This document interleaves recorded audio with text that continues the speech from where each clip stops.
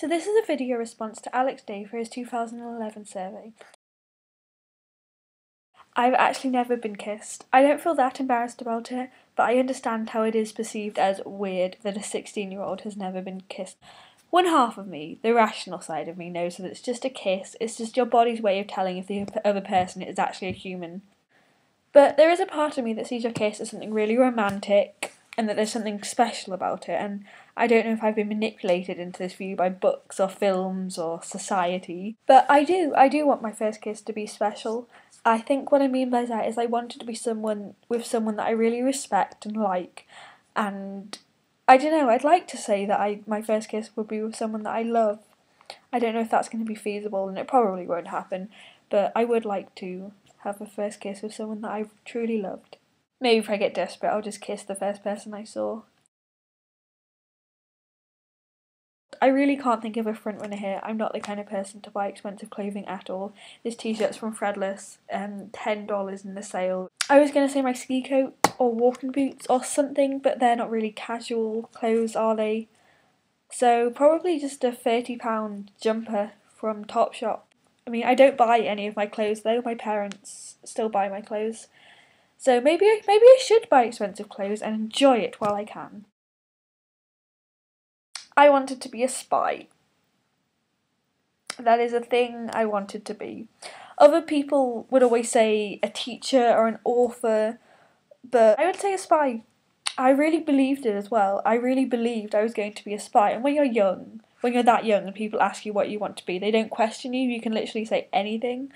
So now if I said I wanted to be a spy, which I don't for a number of reasons, including the fact that I believe spying is morally wrong and I believe it's part of something, the whole kind of military hurting people, not trusting people thing that I don't want to be a part of. So yeah, now if I said I wanted to be a spy, I would certainly get different reactions. I don't really have many friends. I become a very different person when I'm at school. I find it very easy to talk, not even to a camera, just talking to my laptop. Just sitting here with my laptop on my lap, just talking. But I'm shy. I'm really, really, really shy. I'm cripplingly self-conscious. I'm awkward. I start to hate myself at school because of this. I start to hate myself because I don't understand why it's so hard for me to create meaningful relationships. Everyone else can do it. Everyone else is doing it, and you blame yourself, and you start to think you're just a really boring person, and that's why nobody talks to you. That's why you have no friends. You start to believe you're not worth anything, and someone who's not anyone's first choice in anything, and that really does knock your self-esteem. So it leads to you not talking, which does lead to you not having any friends, and it's just a little bit of a cycle. I feel like people are laughing at me when I talk, and I mean sometimes that's true. It's so awful to be really self-conscious all the time. I hate it. I'm not always alone at school, however. In lots of my lessons I don't have any friends, but that's because me and my friends do very different subjects. I'm too socially inept to make new friends, especially because people in science are a bit weird anyway. That is so bad of me to say that. The thing is, it's true. There are quite a few people who I do like and are friends with, but I am a very, very shy person. This is something that I've always put a lot of thought in. I mean, society pretty much assumes you're going to have children, and until very recently I'd never even considered the fact that I didn't have to have children. It's just seen as the normal thing to do. I remember when I was 13 or around then, I found it really scary, the actual process of giving birth. I mean, I still have massive issues with it. And yeah, I was saying it to my mum, and she was absolutely horrified. She basically told me that I had to have children to give her grandchildren. And I mean, I understand she thought it was a little ridiculous. A 13-year-old was saying, I'm never having children. I understand that. You can't make that choice as a 13-year-old.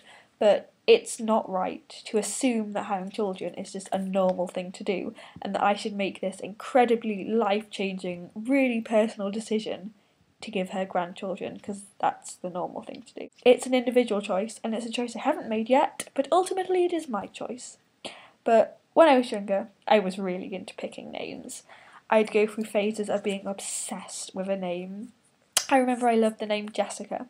I thought it was the most perfect name ever. Now I think, Jessica, that's so plain and ugly. I mean, if your name's Jessica, I'm sorry, take heart in the fact that when I was 8, I loved your name so much I named my imaginary friend after you. One of my most favourite names is quite a traditional, very, very popular name, Lily. I love the name Lily. In fact, my username is Teddy Bear and Lily. Hallie Rose from Malorie Blackman's Noughts and Crosses. I really like that name. If I have a daughter, I may have to steal it. It's so lovely, and there are so many permutations of it. There's Callie, Cal, Callie Rose, Rose, Rosie. I just love them all.